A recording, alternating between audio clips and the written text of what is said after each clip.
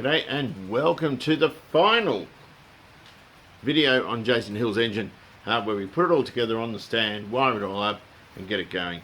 Look, in truth, I probably could have done this video a bit better, but because I was so focused on what I was doing, I didn't really think about grabbing the camera. I was just really zoned in. It's not my engine and there's a lot of money in it, so you know, I was a bit nervous, to be honest. But anyway, look, there's a bit of footage of it running. None of the sound it makes when I'm revving it or anything like that. Didn't rev it very much, just a tiny bit. And that's about it, really. From here, once we're finished with this, we take it over to Jason's house, which I think is penned for next Saturday, and see if we can stick it in his Fairlane. So I hope you enjoy. Problem where the screws, well, I'm a bit worried that the rollers are going to hit. So these are just bunning screws because we didn't have any 1/4 inch ones that would fit, that would sort of reach around or reach through, because this is quite a thick runner on the cover. But it wouldn't go down. Only on this side. So the casting on the manifold is different side to side. So I'm not convinced these aren't going to hit. The rollers are just there. Like, they're quite high. So there's no baffle in there either, because with the baffle that wouldn't go on. So these are just temporary 1/4 inch washers and some bunning screws. They're 1/4 inch coarse, 1/4 20s. So, you know, $4. But at the end of the day, if they work, you know, it means we can run it. I also haven't got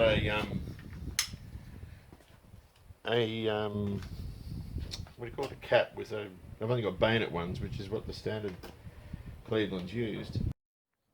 I think those studs look too long. I did advise him to use a phenolic spacer. Oh, he hasn't got he hasn't got the fuel line either. We need the fuel line. God, they're long. I might have some shorter ones that are more suitable, but they will go. If I was him, I'd put an inch spacer under there. I think that'd be fine, because I reckon they're too long. I think that's a bit better. These are the ones of mine, which I hadn't used. I can't remember where I got them, actually. That's what I talk about with the washers. The stamped ones are rounded at the top. So let's put the rounded top toward up, facing upwards. Hang on, get on there, good on you. Nice clean threads. If this up labelled properly, I'll put new labels on, I think. You know, coil tack negative, stuff like that. That might be the fan, and that could be the fuel pump. I can't read that. It's easy, we'll just hook a battery up and look, it's all dried, and see what has power when I click the switches. I'm just going to lay a bit of convoluted down, just to protect, you know, from the throttle and also from heat. You sort of change the configuration of this thing every time you use it. So it's not a sort of, it's not as good as an Easy One engine stand, but it's a lot heavier duty. Yeah. This isn't easy. You can sort of feed it along though, you can kind of push it along in this thing. There we go. Bury the rest of it. Cut it off and just terminated this. And these pulleys from AT Racing World on eBay, and everyone bags them, but they were cheap as chips and they ran true. And the ones that I'd put on the XW didn't. They were out of round. And they were a good brand. So just alloy, single groove pulleys. So I'll chuck those on and an alternator, and we've got a belt. Actually, I don't even know what that is. This balancer off. It doesn't seem to have gone in far enough, and yet it was tight and dried up. So I've got a brand new OE type, but I was only going to there. It had quite a lot hanging out and I couldn't line the pulleys up. So I'll go and get mine and just see that it's going to fit and it's okay. The thing I don't like about it is the pulleys don't fit over that plastic space, which is going to be turned down a bit more. It just looks like Delarin. It looks like it's removable actually, but you want that to locate. This is the one I've got. It just looks like an OE one. It was actually a very cheap one. There it is there. And straight off the bat, yep, it fits. So I'm not a fan of aftermarket for those sorts of reasons. I'm just going to put this on. We'll have to get the other one looked at because it's been balanced with everything. So this is only just to run the cam in. Oh look, it fits. Sorry, I don't mean to come across as sarcastic, but that's just the reason I like OE stuff. I like tuning what's already there rather than getting all new stuff, because you always have fitting issues with it. That's why I'm not a race engine builder, because nothing OE would be any good for what they need. And if you want a 351 to go exceptionally well by today's standards, you've got to modify them. You know, standard, they're not much chopped these days. So this water pump's another thing. They normally use a bracket like that for the alternator. This one goes right the way through. I think that's, I don't know what that's off, to be honest. It could be a big block one. Or it's off a different 302. I don't think it's off Nathan's, I'm not sure. And the same with this. I'm not sure if these are in a slightly different spot. This is a crappy alternator. Just so I can run a belt and, you know, do all that sort of stuff. And that's drilled for 3/8. Only 5/16 fit through there. So we're using 8mm to add a starling to see if that'll work, which it does. Sweet. And I'm going to pack a washer. A couple of washers in there. It's just, I don't know how long that fastener is actually. How long is that? It's got a bit of room. So more washers, but it is lining up, so that's a win. I've had this off and on stacks of times, but that, I know it lined up with the bottom, so that's not going to be a problem. Where's the hole? There it is. So that shouldn't be an issue at all. So we've got belts and water pump and all this sort of other stuff. And it's taken ages because like the balancer threw me off. That's it for today. I've got the fuel pump on. I had to take that off another engine stand I've got. So that's all ready for when we get the sort of manifold thing here. I've got that's the exciter circuit for the alternator. So your ignition light comes on, which is that. It primes the coil, so to speak, so then when it's turning it can generate electricity. That's all sort of on, the oil pressure and the fuel. I've got temperature. I've finally got these things lined up, which was a pain in the neck. So yeah, the rest of it is very straightforward. I've got this marvellous looking old fashioned one, 12 volt, which is what I want, but it says use with resistor wire or external resistor, which I don't want. I want a 12 volt one because that's what I've got coming out of there, and I'll just stick it there. That's very old. I don't know what that's off. Starting to look the goods. Love the air cleaner there. No nut on it. The whole top spins on. Got these manifolds on. They're manky. Whoa. Ended up using a wire brush to clean out all sort of in there. Came up beautifully. Re-tapped those threads. They're all good. That one's a little bit sticky, I think. Should be alright. Same on the other side. I've just got to get that 2-in-1 wide pipe thing and weld in the O2 sensor for this wideband thing. That all plugs in there. So the other thing I've got to do is we've got this lovely, I'm going to package that actually. I'm not putting this on. Where is it? There's the other bit. I'm not putting that on because I've got a, what do you call it? That can just go there. That can just go here for Jason. And he'll pick that up. And I've got to put those on once it's run. They're the oil pressure switch and temperature sender. That's all the stuff that's going. Got to clean up this dizzy. That's our test dizzy.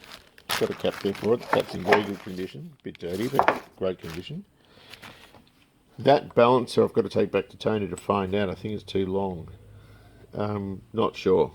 I forgot to measure the other one that I ended up putting on the edge and the one that fitted. And I've got this main gel thing. Now, this sort of stuff, these are expensive. This is XDEF. No, wrong. This is XCDE, right, with the TVS switches, the thermal vacuum switches. Some cars have, depending on the engine and the options, I guess, whether it be auto or manual, have two.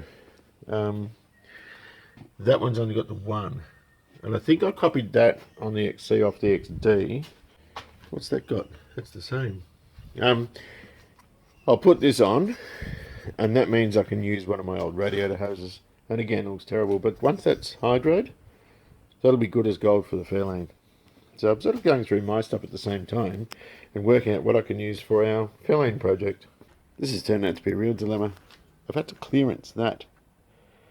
Let's get some flat black paint and I'll paint over it. I haven't done a great job, but it's nicely radiused, so I think we'll be alright with that. The reason being, we've got to use this type of thermostat housing. And it wouldn't even fit the other one. I don't know why they've got a protruded casting there. It's sort of, just like that one there, it sort of goes underneath. It's shaped weird. Right, so what we're going to do is use a gutted thermostat to restrict flow, but yet let all the air out, as well as it'll act better because it'll let the coolant sort of hang around and absorb the heat a bit better. So, gasket, bit of Permatex, that cover on, then we can sort of start putting hoses and stuff on. This is a triple core. It's what that car had when it was new. Dad ordered the bigger radiator on the 302 for towing, and I, somewhere along the line, just put a twin core one in. Still keeps the engine cool, but not as well as what this one would. This one, if it doesn't leak, I've sort of run water through it to flush it. I'll use this in the XC. And the one in the XC will go into our 302 in the Fairlane. How well lined up that alternator bracket is, but I found the belt in the boot of the XD. So that'll do fine. Just got to get rid of all those little filings from where I cleared that thing. There's that star washer, that bolt is sitting on washers so it can't touch the manifold. And the other one's just sitting as normal. And they're the two all gallery plugs. I use these fitting kits. They come with 8 of those sort of foam pads. The 4 zip tie things, the feet, and a couple of springs, so 4 springs. These are $8 online. If you go to Supercheap, they're $22. So some of them aren't particularly good, but these ones seem to be fine. And so I took the radiator off. The one that was on here was, I put onto the XC. Well, yeah, I put on the XC. The one that's this one is the triple core one that Nathan sold me with that bounty of bits. And it's the one that I'm going to put on the XC. I don't really like doing this, but what do you do? Actually, what am I doing? I'm being stupid. But I just want to pat it out. I haven't used the springs on here. I don't do that normally on the engine stand. But, you know, it's going to be alright. It'll hold and do what it's supposed to do. And you just cut it off when you're finished. But the other radiator I want to try is that 4-core one, the early type. That's a really good one. And that's what I'm planning to use on the XA. And it's even got a shroud. Like it's pretty peachy. But, you know, I have to try these things out, or I've got no idea if they're going to be any good. Oh, well, Jason's engine had a big wee because that sender, temp sender, I hadn't sealed properly. I actually had the wrong one in there. So I filled it up with just water, not coolant, to ascertain this radiator isn't going to leak, and then I can strap the fan onto it. But there's a big flaky bit of paint. Naughty Jason hasn't done his prep work properly. This is going well. I'll show you what I've done. I'm not going to crank it over though because I'm just not. I've wired it So everything comes on, which is rather spiffy. Vacuum gauge is on. These are all on. Coil power is testing out all right. Fuel pump, I need another spade terminal. I've run out, just so I can join those two up there. So I'll go and get that taken care of. Oh, and I've also got this. Hang on. You turn that on, that's your exciter circuit for your alternator, which that light will go off. It's like an ignition light. It'll go off once the engine starts. All it's doing is priming the coil with power, get a magnetic field happening, and as soon as it rotates, it takes over. It also turns on the electric choke, right? Because that should normally not be on unless air's passing through the choke to keep the coil cool. Or from overheating anyhow. So the rest of this is all connected, rather spiffy. And, oh, there's my little muffler. I couldn't find the thing anywhere. That'll go on the back of this. I've got the O2 sensor rigged up there. That'll plug into there, so I can check mixtures. And we're good. So tomorrow, what do I need to get for this now? Pop the dizzy in, prime the oil pump first, pop the dizzy in. I'll get about 10 litres of fuel. And I've got to replace that. It's just a Z14. Yeah. I thought it was the 153, but that's 3/8 in and 3/8 out. That's what the XW here's got. I did the fuel lines like a GT. They're 3/8 all the way through, whereas everything else is 5/16. So I'll change that because it's old. And pop it in, we're good to go. I've got the rock covers off at the moment. They're just sitting there, just so I can check when I prime the oil pump. Right, but I think we're ready for some action. We've got two. I've got the O2 sensor all hooked up. Everything's good. All the wiring's done, exciter circuit's done, the electric choke. One thing I'm a bit annoyed with myself about is when I was clearancing that manifold with the Dremel, all that little fine aluminium dust went everywhere, including on some of the push rods. So I'm hoping that's not going to be an issue. I don't think it would be. If it did work its way down to the bottom, it's likely to just get picked up by the oil filter. But right, so I've got an ARP drive. This is just a hex drive guy that goes down in there into the oil pump drive, and then that cap, that sort of billet cap there, makes it, it centralises it. The kit comes with two. It comes with the red one. The engine on this car, or these clevers, rotates clockwise as you're standing in front of them. Yeah, so the dizzy is going to be going counterclockwise. So I've got to turn this counterclockwise. Okay. What we're looking for is oil oozing out from the top of the push rods and then collecting down here. And you'll feel it slow down when it gets oil pressure. There we go. That's oil pressure there. I just do it in small spurts to sort of let the motor on the drill rest. And also sometimes you can hear it gurgling. Now today there's a little bit of wind, so we probably won't hear too much.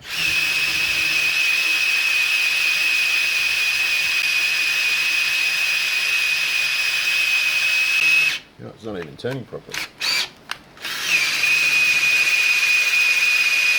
There we go. Oh, there we go. Look at this. All on top of the rollers. A few air bubbles. We're getting oil. That's probably going to start rolling off and going all over the place. But that's how we know we've got oil pressure. See, it's dripping off the retainer. That's cool. I'll give it another little squirt. I want to see a little bit more, but that's how we know we've got oil pressure.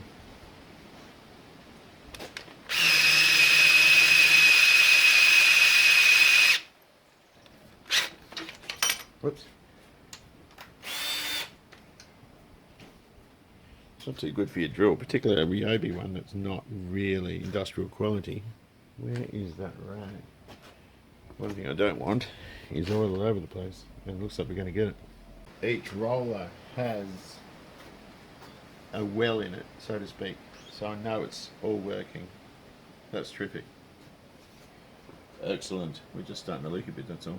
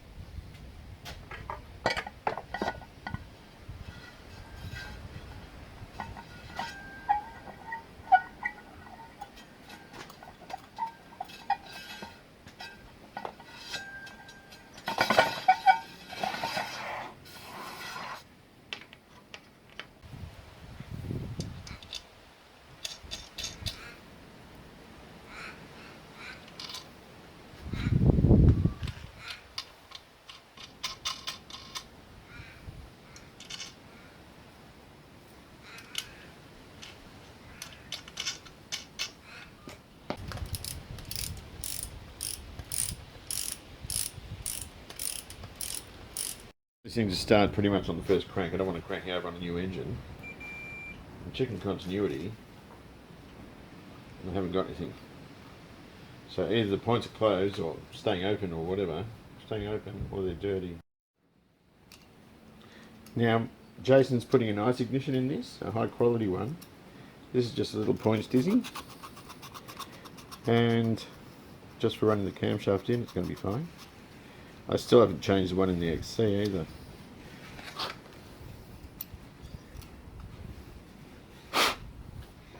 Let's have a look. Have we got continuity? There, there, there.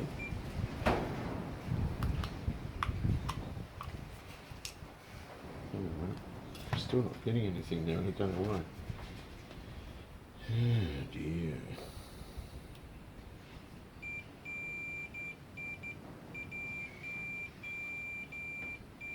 That's what I want to hear. Good. Now these only have a very small gap, somewhere in the order of about 15 thousandths. Right, so according to this XD, which has never had its distributor out, number 1, Cleveland's are numbered 1, 2, 3, 4, 5, 6, 7, 8. Right? Number 1's here. That lead is... which one is it? It is that one. So number 1 is 1 o'clock. 1, 3, 7, 2, 6, 5, 4, 8, all anti-clockwise. That's the firing order. So 1 is at 1 o'clock. So if we look over here, I've static timed it on top dead center. Right, ready for action. And sort the battery out. And turn the juice on and fuel pump.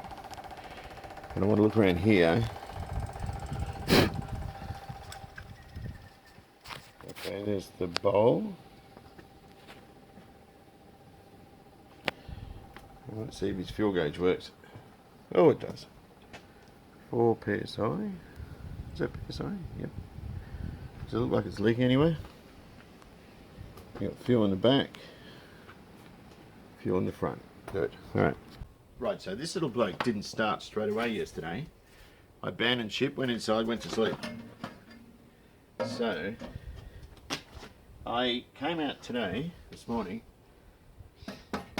and I checked the timing, cleaned and adjusted the points. Again, that should probably be enough there. And I reckon it might be alright.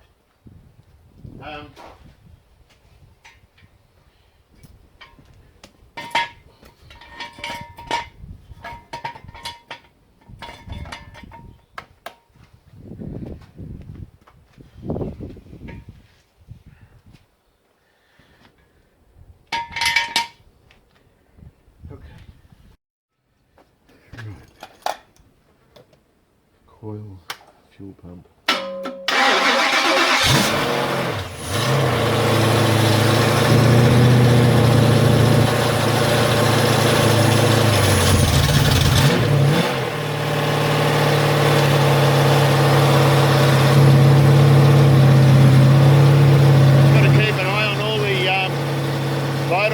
Got heaps of oil pressure, temperature's still cold obviously. We've started at 2 grand. We're burning some oil off the headers.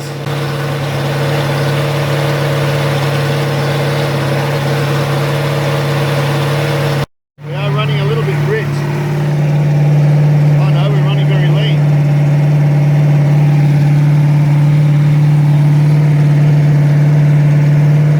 No, we're running right on.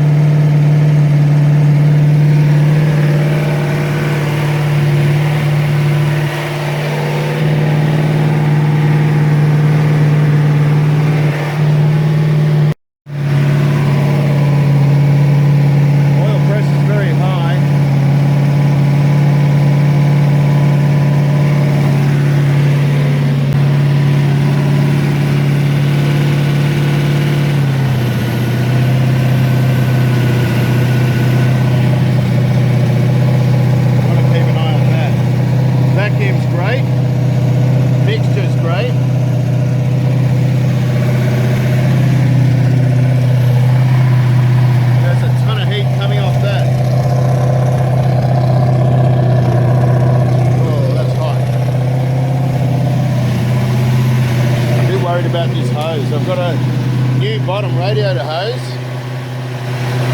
That's still actually really quite tolerable.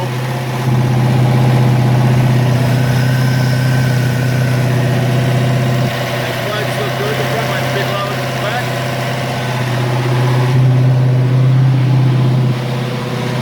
The fan's throwing out lovely warm air. Probably a bit too lovely. I don't know about that oil pressure. The oil pressure does seem quite high.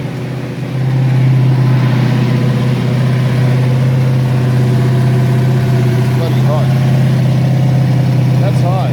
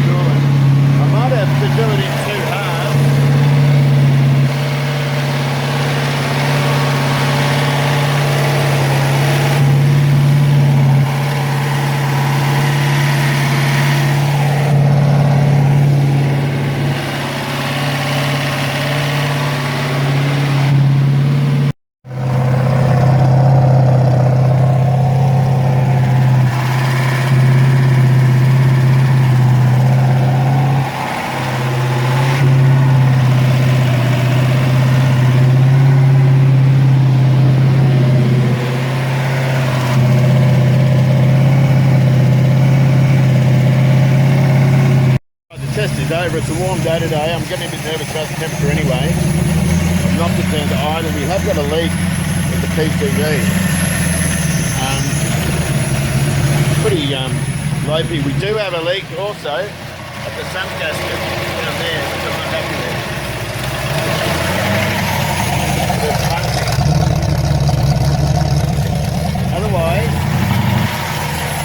Otherwise it's a bit of a success. Now once it's got its ice ignition in, we can set that up properly. I'll get a new hose for that, or Jason can grab one.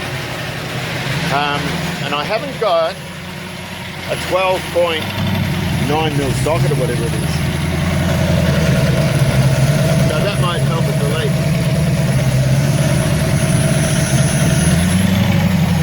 But I can hear a leak. That's my little water bottle. Hang on.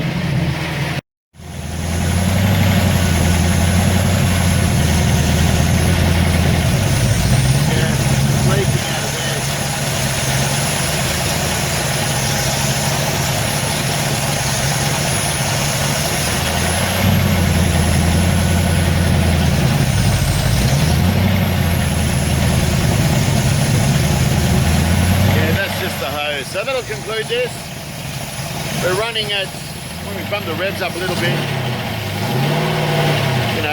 16, 18 inches of vacuum. Temperature's up, but that's because we're stationary. We do have an electric fan on. All the vitals are great though. The oil pressure I was worried about, but I think it's just because it's a new build. I think that'll be fine. You might want to put a different crank slinger on. I didn't put a slinger on it because it fouled on the timing case. And I've run them without slingers before, but really it should be there. He might elect to put one in, but that's looking really good. There's nothing untoward about it. It's nice and clean. So, we're now ready to take this off the stand and put it on the transportable stand, which is somewhere over there, and take it around.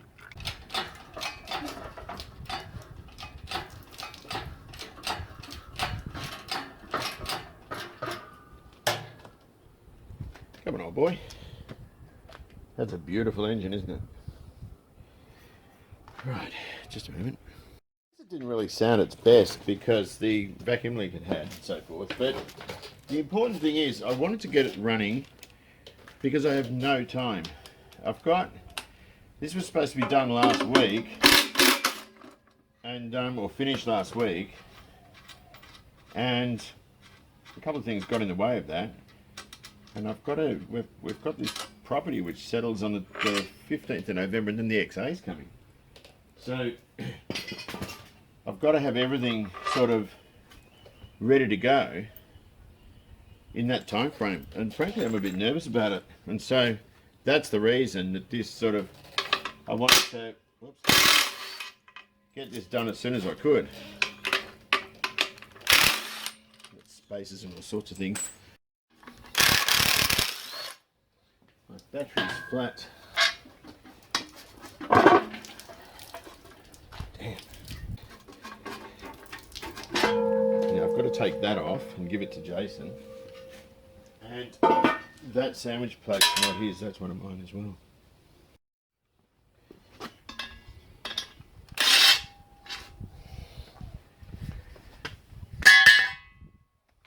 Impact socket back on because some of them are too tight against the things and I can't get the impact socket in. Right.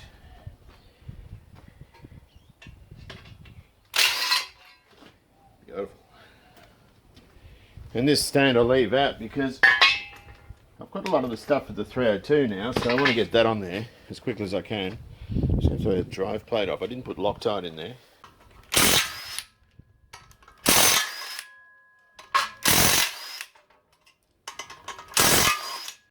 Very good. About there. This is significantly lighter than a normal Cleveland because it's all the top end's alloy. Intake manifold and the, what are they called? Heads.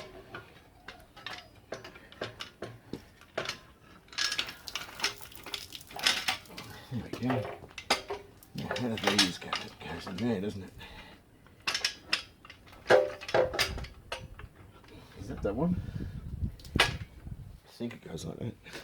Here it is sleeping in its little spot here on a trolley ready to be taken to Jason's place.